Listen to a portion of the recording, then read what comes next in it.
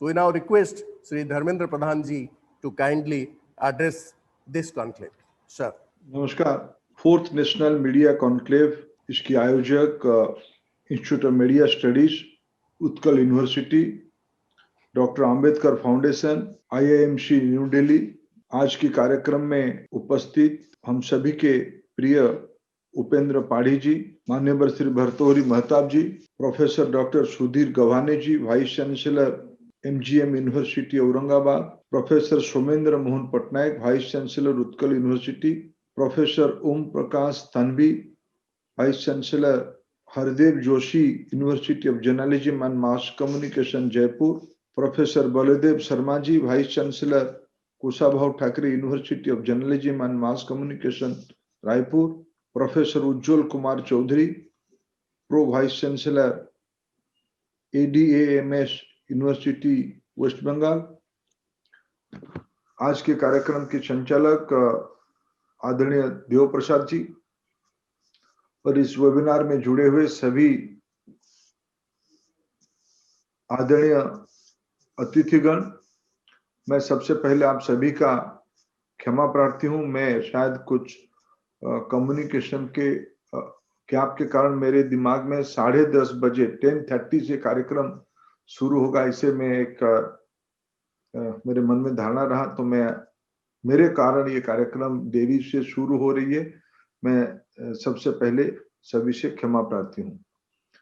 आज जिस प्रकार की राष्ट्रीय स्तर की व्यक्तित्व IMS द्वारा आयोजित इस फोर्थ नेशनल मीडिया कॉन्क्लेव में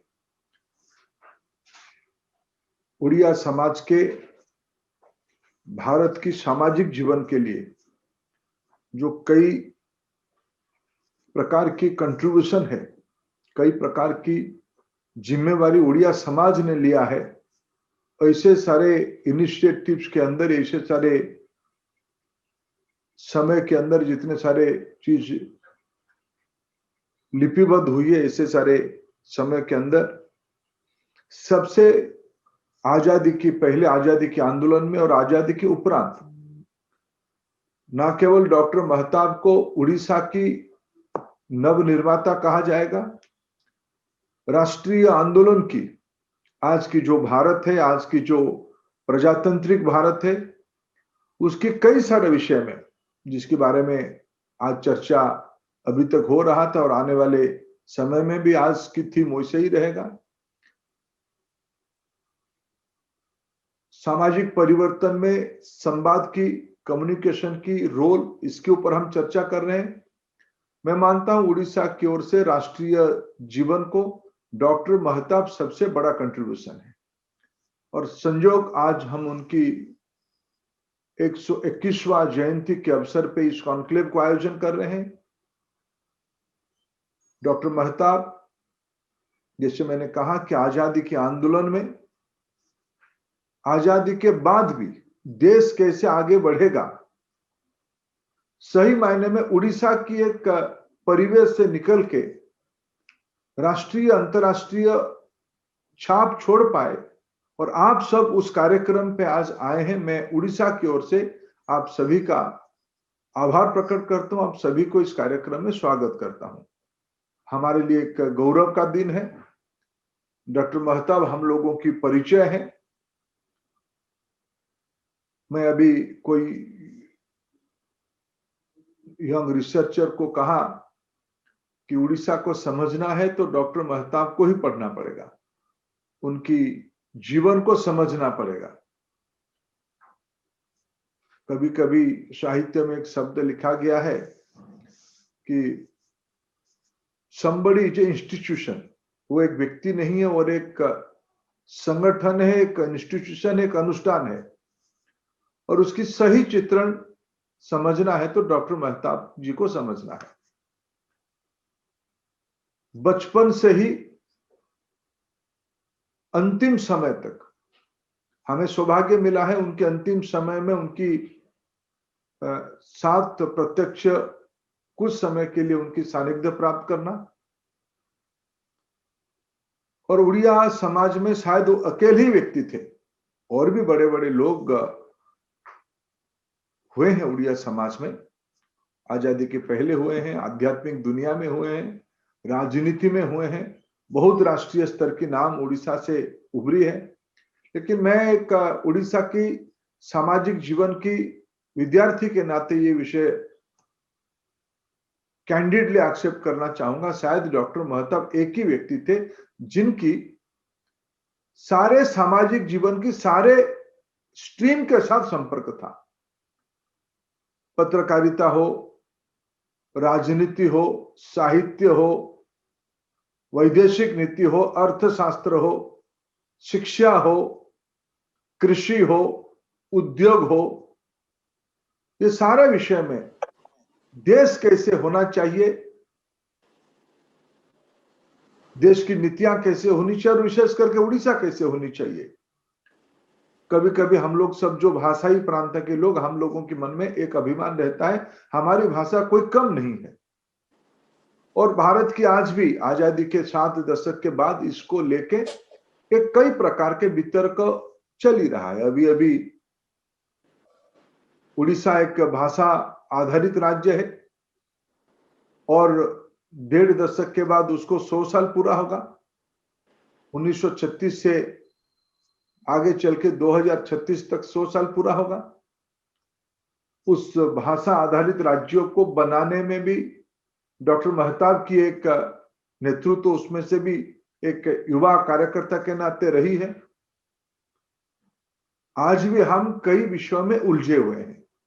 हमारी पड़ोसी राज्यों के साथ संपर्क तो अच्छा होना ही पड़ेगा, रखना ही पड़ेगा, लेकिन उड़ीसा के हितों को भी उतना ही महत्व देना पड़ेगा। यह विषय आज भी उड़िया समाज में, उड़ीसा में चर्चित हो रही है। उड़ीसा की विधानसभा हो, उड़ीसा की राजनीति हो, और उड़ीसा को समझने वाले लोग उसमें जुड़े हुए, चिंतित हैं।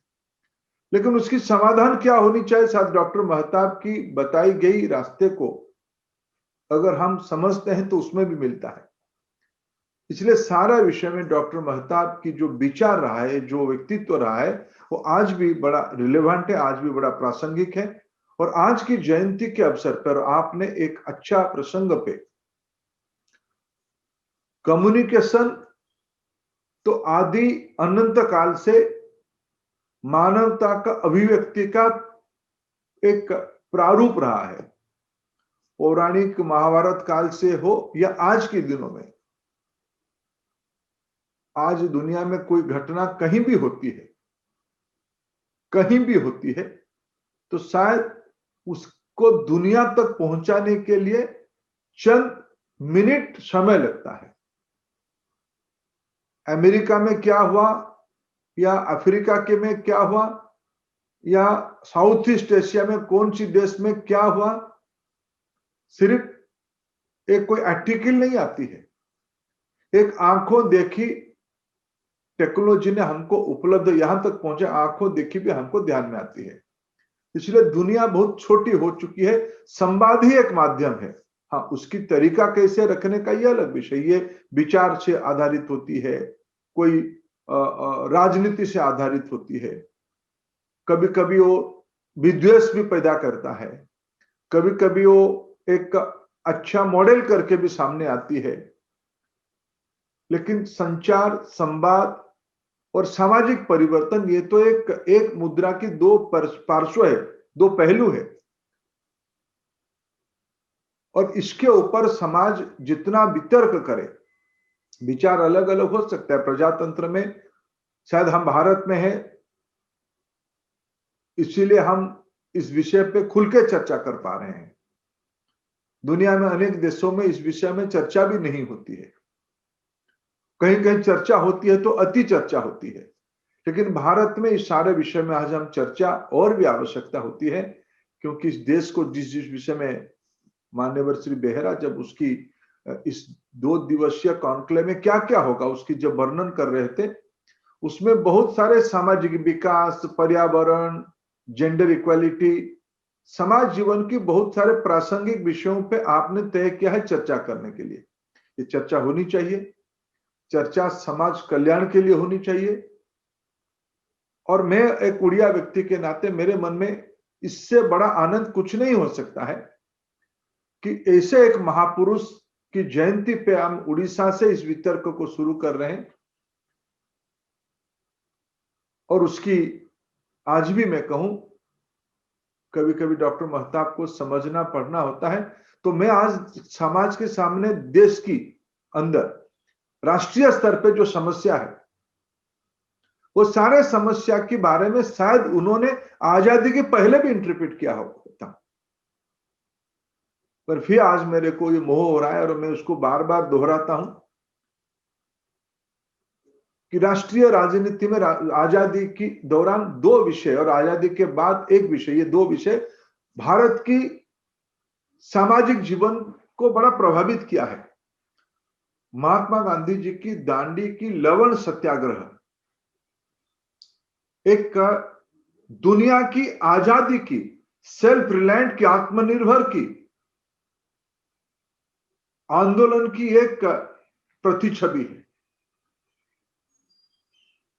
अगर उसको गहराई से देखे, शायद डॉक्टर महताब ने लवण सत्याग्रह की कल्पना पूर्वी भारत में उन्हीं की जिला, उन दिनों में जो उन्हीं की जिला था बालेश्वर जिला, और आज भी वो जिला उन्हीं की, आज की जो गृह जिला भद्रक है, वहां लवण सत्याग्रह शुरू किया था इंचुड़ी में। वैसे ही जब आज देखिए इसको अभी कश्मीर का सही मायने में 370 धारा जो अस्थायी रूप में उन दिनों में राष्ट्रीय नेतृत्व उसको अस्थायी धारा लगाया था, जिसकी निदान अभी अभी पिछले साल अगस्त में हुई है, उसकी क्या तरीका होना चाहिए और कैसे यह क्रियान्वयन किया जाना चाहिए। आजादी की बाद पहला कोई व्यक्ति उसके बारे में क्रियान्वयन करके राष्ट्रीय जीवन को दिया तो डॉक्टर महताब है, नीलगिरी राज्य का विलय करके। मैं आपका आभारी हूं फिर आज ऐसे एक व्यक्ति के बारे में आज राष्ट्रीय विमर्श किया जा रहा है। मैं आप लोगों की उपस्थिति का निश्चित हमारे समाज को, हमारी इस डिस्कोर्स को डॉक्टर महताब बिल्कुल फिर मैं बड़ा गौरव और अभिमान के साथ कहता हूं, कोई एक कालखंड में जीने वाला व्यक्ति नहीं है, एक विचार है, एक प्रवाह है। और कम्युनिकेशन में महत्वपूर्ण रहता है कि व्यक्ति महत्व होता है, लिखने वाला महत्व होता है, या उससे उपजा हुआ विचार ही जो लंबे समय तक चलता है वो महत्वपूर्ण होता है। शायद डॉक्टर महताब को सबसे बढ़िया जन्मदिन की भेंट, श्रद्धांजलि यही होगा, उनकी बताई गई विचारधारा आज की राष्ट्रीय समस्या की समाधान की सूत्र है। इसको हम सब लोग, उनकी जो अनुयायी है, उनकी विचारधारा की जो विश्वासी है, ऐसे लोग उसको आगे ले जाएं, ये हमारी जिम्मेवारी बनता है। मैं आज की कार्यक्रम में सभी महानुभावों को फिर स्वागत करता हूं और आयोजकों को धन्यवाद देता हूं। नमस्कार।